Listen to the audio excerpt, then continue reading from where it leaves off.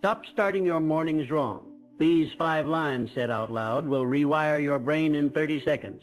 Skip one, and you're letting the world control you. This isn't positive thinking.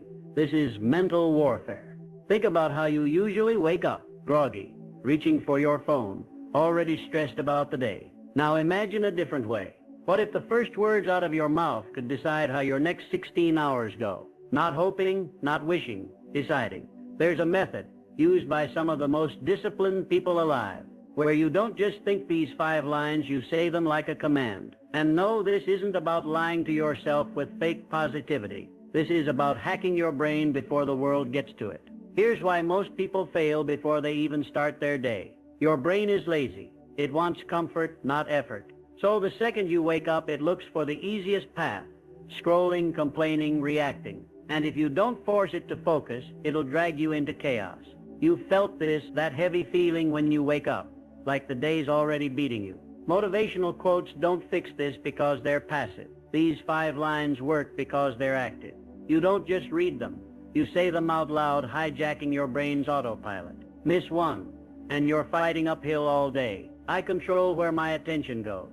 This is not just a statement. It is a battle cry for the mind. The moment you speak these words with conviction, you draw a line in the sand. You declare, before the world can make its demands, that your attention belongs to you, not to the chime of an incoming message, not to the urgency manufactured by others, not to the endless parade of distractions dressed as necessity. Your attention is the most powerful force you possess. It is the raw material of all achievement. What you fix it upon grows, takes shape, becomes real. And yet, from the moment you wake, forces conspire to pull it away, to fragment it, to dilute it, to redirect it toward whatever serves their ends instead of yours. The modern world is built on the theft of attention, but you are not required to comply. When you say, I control where my attention goes, you accomplish 2 things. First, you remind yourself that focus is a choice, not an accident. You do not have to answer every summons. You do not have to react to every problem the instant it appears. You do not have to surrender the first and best hours of your day to the agendas of others. The world will always present reasons to look away, to respond, to scatter your energy, but you are not obliged to obey. Second, you awaken the part of your mind that governs decisions, not reactions. Most people drift through their days in a state of unconscious obedience, jerked this way and that by whatever sound or demand happens to seize them in the moment. But when you speak these words with authority, you summon the commander within. You shift from being a servant of impulse to a master of intention. Science confirms what the wise have always known. Words spoken aloud have power. They solidify resolve. They call the mind to attention. The moment you declare, I control where my attention goes, you are no longer waiting for motivation. You are creating it. You are not hoping for focus. You are demanding it. Every great endeavor begins with the deliberate direction of attention. Think of those who shaped history, the builders, the creators, the leaders. What separated them was not genius alone, but an iron grip on their own focus. They understood the fundamental law. What you give your attention to grows. If you feed your mind with distraction, distraction will rule you. If you feed it with purpose, purpose will propel you. The choice is always yours, yet most surrender it without a thought. Tomorrow morning, before you reach for anything external, before you check for messages, before you scan the latest demands, stand firm. Speak these words aloud, not as a request, but as a decree. I control where my attention goes. Feel the shift.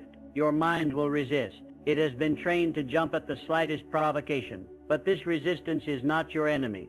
It is proof that you are reclaiming what is yours. You are not waiting for the perfect conditions. You are not deferring to some future version of yourself. You are taking command now. There is a reason why spoken declarations move armies, why leaders voice their visions into existence, why the act of saying something aloud changes everything. Words are not just sounds. They are signals to your entire being. When you say, I control where my attention goes, you are not describing a fact. You are enforcing it. Try this for one day. Make this declaration the anchor of your morning. Before you engage with the world, engage with your own will. Watch what happens. You will feel the pull of distraction, yes, but you will also feel something far more important, your ability to resist it. This is not about willpower. It is about authority. Willpower is finite. but authority is unshakable. When you establish, from the moment you wake, that you decide where your attention goes, you are no longer fighting distraction. You are rendering it powerless. The first hour of your day sets the tone for all that follows. If you begin by surrendering your attention to whatever demands it first, you will spend the rest of the day in chase.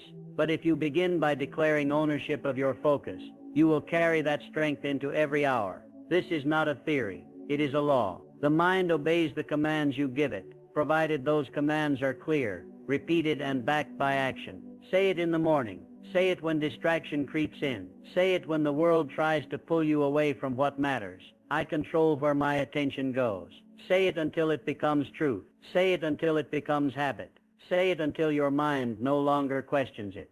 In a world of endless noise, the ability to direct your attention at will is the ultimate advantage. It is the difference between those who are carried by the current and those who steer their own ship. It is the foundation of every achievement worth having. Begin tomorrow. Speak the command. Feel the power of it. Then act accordingly. Your attention is yours. Guard it. Command it. And watch what happens when you refuse to let it be stolen. Obstacles are part of the process. These words contain a truth so powerful that once understood, they can transform every challenge from a roadblock into a stepping stone. Most people meet resistance and interpret it as failure. They encounter difficulty and assume they have taken a wrong turn. But what if the obstacles were not signs of being off course? What if they were the course? When you declare aloud, obstacles are part of the process, you accomplish something profound. You prepare your mind for resistance before it arrives. The human brain despises surprises. It interprets unexpected hardship as a threat, triggering frustration, hesitation, or retreat. But when you condition your mind to expect challenges as natural, even necessary, components of progress, you strip them of their power to derail you. Consider this. Every great achievement in history was carved through resistance. No masterpiece was created without struggle. No empire was built without setbacks. No worthy pursuit was ever accomplished along a smooth, unobstructed path. The obstacles are not interruptions to the journey. They are part of its very fabric. Most people operate under a silent assumption that progress should be linear, that if they are doing things right, the path should be clear. This is a fundamental error. Nature itself operates differently. The oak tree does not grow without resistance from wind and storm. These forces are what compel its roots to dig deeper and its trunk to grow stronger. The same principle applies to human achievement. When you say obstacles are part of the process, you shift your entire orientation. Traffic, delays, difficult people, unforeseen complications. These are no longer disruptions. They are simply what you expected. You do not waste energy on indignation. Why is this happening? Because you have already accepted that these things will happen. Instead, you channel that energy into the only question that matters. How do I move forward? This is the mindset of the strategist, the warrior, the builder. They do not curse the storm. They adjust their sails. They do not lament the mountain. They begin climbing. There is a reason why soldiers train relentlessly, why athletes drill the same movements until they become instinct. Preparation is not merely about skill. It is about conditioning the mind to perform under pressure. When you rehearse adversity in advance, you remove its psychological sting. By declaring obstacles are part of the process, you are engaging in mental rehearsal. You are telling your brain, this is normal. You are ready. The moment hardship arises, your mind does not panic. It recognizes the challenge as familiar territory. This is the difference between those who crumble under pressure and those who thrive within it. Think of a video game. When you reach a boss battle, you do not rage at the screen. You knew it was coming. The difficulty is not a flaw in the game. It is the game. The same applies to life. The obstacles are not mistakes in your path. They are the very things that make the journey meaningful. Frustration is energy. Energy most people allow to dissipate into complaints or surrender. But when you accept obstacles as inevitable, you reclaim that energy. You convert it into focus, determination, creativity. History's most accomplished individuals did not avoid obstacles. They leveraged them. Every setback became a lesson. Every delay became an opportunity to refine their approach. Every no became a reason to find another way. They understood that obstacles are not barriers to success. They are the forge in which success is tempered. When you say obstacles are part of the process, you are not resigning yourself to hardship. You are arming yourself against it. You are declaring that you will not be derailed by what stops others, because you expected it. You planned for it. You are ready. Resilience is not an innate trait. It is a habit, cultivated through repetition. Each time you meet an obstacle and persist, you strengthen your capacity to endure the next. But this begins with your mindset. If you interpret every challenge as a sign you should quit, you will. If you recognize it as part of the journey, you will press forward. This is why the spoken word is so powerful. When you say obstacles are part of the process aloud, you etch this truth into your subconscious. You reinforce it until it becomes automatic. The moment adversity strikes, your mind does not default to despair. It defaults to resolve. In a world where most people flee at the first sign of resistance, the simple act of expecting obstacles gives you an immense advantage. While others are paralyzed by surprise, you are already moving. While they waste energy on frustration, you are finding solutions. While they quit, you advance. Begin today. Speak the words. Mean them. The next time you face resistance, and you will remind yourself, this is not a detour. This is the path. Obstacles are not your enemy. They are your training ground. Meet them with expectation, and you will find they were never holding you back. They were pushing you forward. My energy is contagious. These words carry a power so profound that to fully grasp their meaning is to unlock one of life's greatest secrets, the secret of invisible influence. From the moment you step into any space, whether a crowded room or a quiet conversation, you are not merely an observer or participant. You are a force, radiating energy that shapes the atmosphere and impacts every person present. This is not philosophy. It is a fundamental law of human interaction, as real and measurable as the rising sun. Consider for a moment the last time you entered a room where tension hung thick in the air. Recall how your shoulders tensed, how your breath grew shallow, how your thoughts turned cautious. Now remember another time when you found yourself among vibrant, engaged people, how your own energy lifted, how your voice found enthusiasm you didn't know you possessed. This is no accident. It is the undeniable proof that energy transmits between people, carrying with it the power to elevate or diminish, to inspire or drain. When you declare aloud, my energy is contagious, you awaken to a truth that most never fully comprehend. You are never merely reacting to your environment. You are always helping to create it. This realization carries with it both tremendous responsibility and extraordinary power. The responsibility lies in recognizing that your mood, your focus, your presence affects others whether you intend it or not. The power comes from knowing that with conscious effort, you can shape these invisible currents to create the outcomes you desire. History's greatest leaders, those who commanded rooms without raising their voices, who inspired movements without force, understood this principle instinctively. They knew that leadership begins not with words or actions, but with the energy that precedes and underlies them. A king entering his court, a general inspecting his troops, a master teacher approaching the classroom, each carried with them an invisible standard that others unconsciously adopted. Their secret was not in what they said, but in what they were before they spoke. Modern science now confirms what these leaders knew by intuition. Specialized cells in our brains, designed for connection and understanding, automatically mirror the emotional states of those around us. When you radiate calm assurance, others begin to settle. When you project vibrant engagement, enthusiasm spreads. This biological reality makes your energy not just your own private experience, but a public force that shapes your world. Most people move through life unaware of this transmission, their moods shifting like weather vanes in the winds of circumstance. They believe they are reacting to the world, never realizing they could be shaping it. But when you say, my energy is contagious, you make a conscious choice to reverse this flow. You declare that you will not wait for the room to inspire you.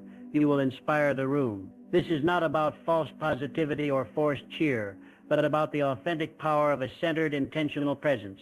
The applications of this principle transform every interaction. Before important meetings, instead of nervously rehearsing your points, center yourself with this declaration. Notice how the dynamic shifts when you enter not seeking approval, but prepared to set the standard. In tense situations, Observe how your calm can lower temperatures without a word. In lethargic environments, watch how your engaged energy raises the entire group's vitality. This is not manipulation.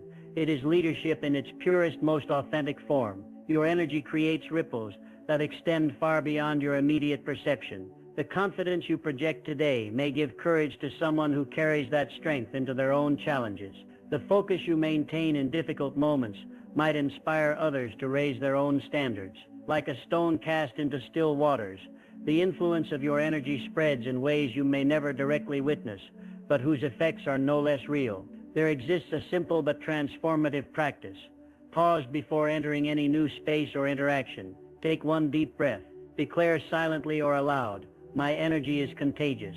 Feel the shift within yourself as you claim this power. Notice how your posture straightens, your gaze steadies, your presence becomes more grounded. Then observe, really observe, how the people around you begin to mirror this energy. The nervous colleague relaxes, the distracted listener engages, the hostile critic softens, not always immediately, not always perfectly, but reliably enough to prove the principle true. This is the secret of those who move through the world with uncommon influence. They understand that before they can change minds, they must first shape the energy in which those minds operate. They recognize that the most powerful communication often happens without words, in the silent exchange of presence and attention. They know that leadership is not about being the loudest in the room, but about being the most grounded, the most intentional, the most aware of the invisible currents they generate with every thought, every breath, every moment of their being. Begin today, before your next conversation, your next meeting, your next encounter with the world. Plant this truth firmly in your mind. My energy is contagious. Speak it until you feel its truth in your bones. Then watch, not with arrogance, but with quiet observation, as the world around you begins to reflect back the energy you choose to project. This is not magic, though its effects may feel magical. It is simply the application of one of life's most overlooked yet powerful principles, that the energy you carry doesn't just shape your experience, but becomes the invisible hand that shapes the experiences of everyone you touch. The implications are staggering. Your energy, consciously directed, can turn conflict into cooperation, indifference into engagement, anxiety into action. It can make you not just a participant in your relationships and endeavors, but a creator of their very tone and texture. This is the birthright you claim when you declare, "My energy is contagious," not the petty control of others, but the profound responsibility and privilege of setting the invisible standard to which others will unconsciously rise. So choose your energy wisely. Cultivate it deliberately. Project it consciously. For in doing so, you take hold of one of the most subtle yet substantial powers a human being can wield, the power to shape the emotional climate of your world. One interaction, one moment, one breath at a time. Small steps compound. This simple declaration contains one of the most powerful truths of achievement, a truth so profound that to fully grasp it is to hold the key to every great accomplishment in human history. The world worships the dramatic breakthrough, the overnight success, the sudden triumph, while quietly ignoring the real engine of progress, the quiet, consistent accumulation of small efforts repeated daily. When you say aloud, "Small steps compound," you arm yourself against one of the most dangerous illusions, the expectation of immediate results. You inoculate yourself against the frustration that crushes most aspirations before they can bear fruit. This statement is not merely a reminder. It is a mental revolution that transforms how you approach every goal, every dream, every worthwhile endeavor. Consider the mightiest river. It begins as nothing more than countless tiny droplets of water joining together. The grandest oak spends its first years as an unremarkable sapling, growing invisibly day by day. Every masterpiece ever created began with a single stroke, a single note, a single word. The principle operates with mathematical precision in nature, in art, in science, and in human achievement. Small actions repeated consistently accumulate into results that defy imagination. The human mind struggles with this truth because we are wired for immediate feedback. Our ancestors survived by responding to immediate threats and opportunities. But the greatest rewards in life come from playing a longer game, from recognizing that what feels insignificant today becomes unstoppable tomorrow. When you improve by just 1% each day, You don't become 1% better after 100 days, you become nearly 3 times better. This is the magic of compounding, the same force that turns modest savings into fortunes given enough time. History's most accomplished individuals understood this principle instinctively.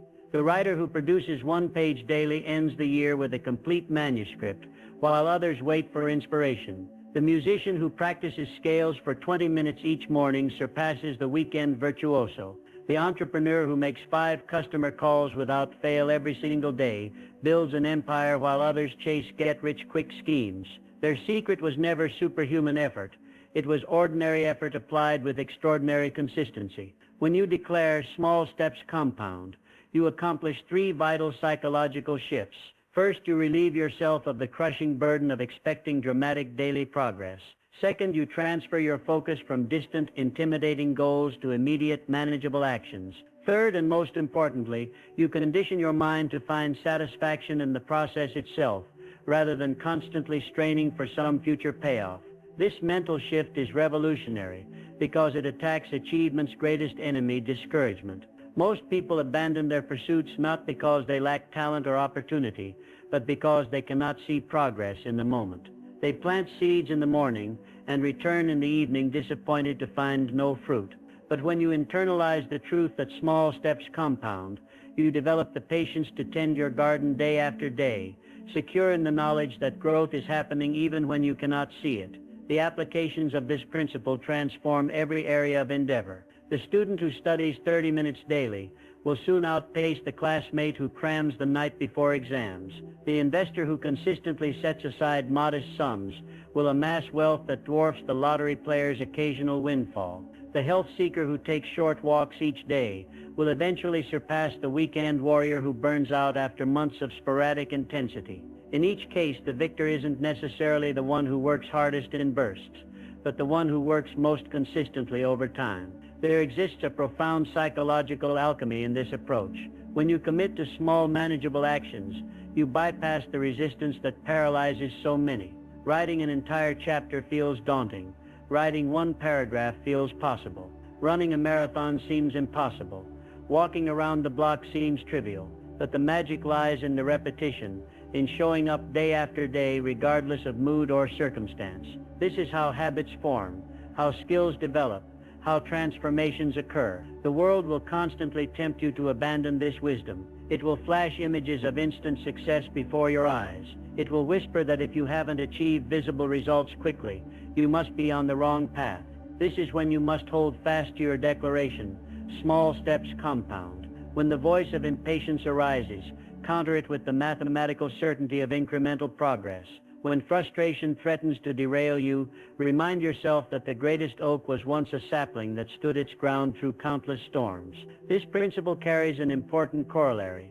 Not only do positive actions compound, but so do negative ones. The skipped workout, the procrastinated task, the neglected relationship. These too accumulate with interest. The person who makes small excuses daily will soon find themselves buried under an avalanche of regret. This is why your declaration must be daily, why your commitment must be unwavering. The direction of your small steps matters more than their size. Implementing this wisdom requires nothing more than beginning today with whatever small step lies before you. Do not concern yourself with how far you must go.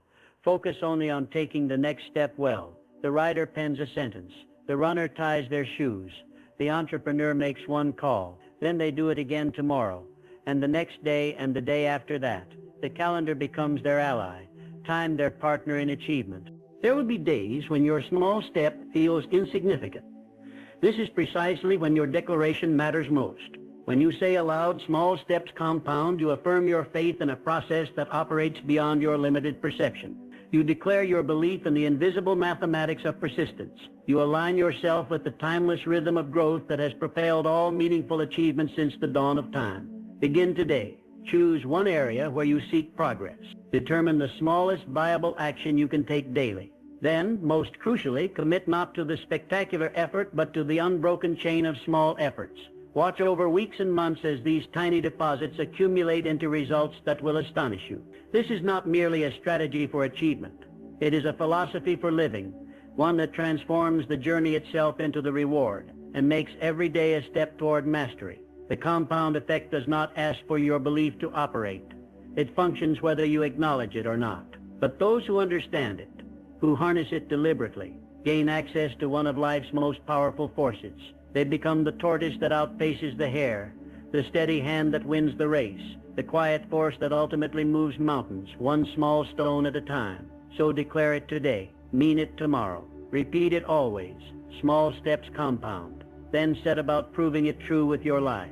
I only compete with who I was yesterday. This simple yet profound declaration contains the antidote to one of humanity's most persistent sources of discontent, the destructive habit of comparison. From childhood classrooms to professional environments, we are conditioned to measure ourselves against others, unaware that this mental habit saps our joy, distorts our self-perception, and ultimately hinders our true potential. When you speak these words with conviction, I only compete with who I was yesterday, you initiate a quiet revolution in your mind, one that replaces the exhausting pursuit of external validation with the empowering practice of personal evolution. The human mind naturally seeks benchmarks, reference points by which to gauge progress.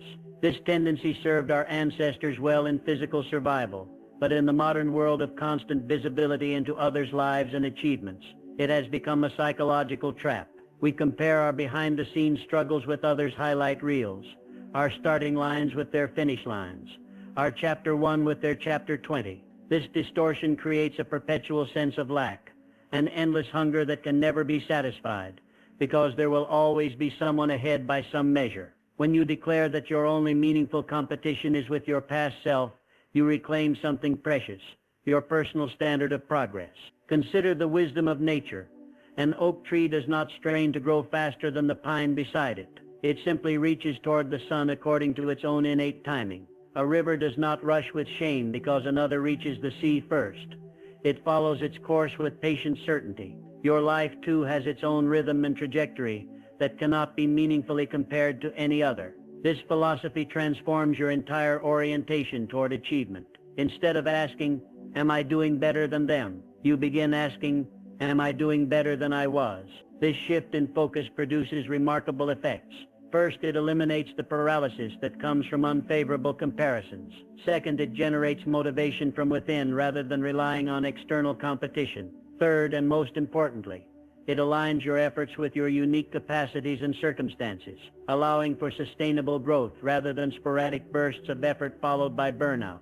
History's most fulfilled achievers understood this principle intuitively. They kept their eyes on their own work, their own standards, their own gradual improvement. The craftsman perfecting his technique cared only that today's work surpassed yesterday's.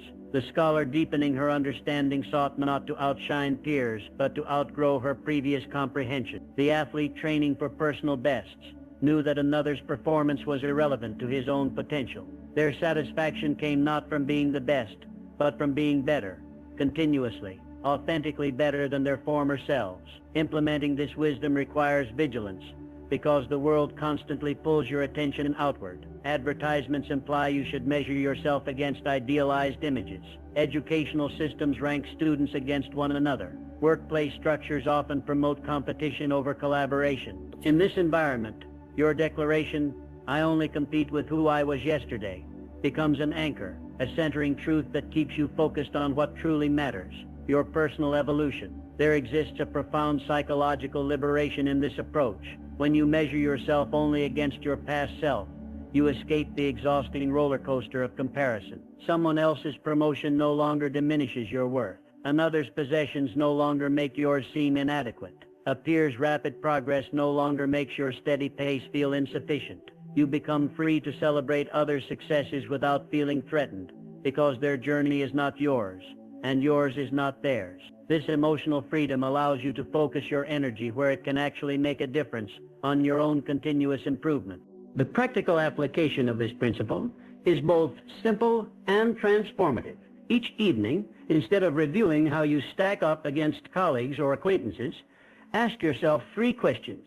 Did I act with more integrity today than yesterday? Did I learn something today I didn't know yesterday? Did I move closer to my goals today than I was yesterday? This daily practice creates a feedback loop of personal accountability that is both challenging and encouraging.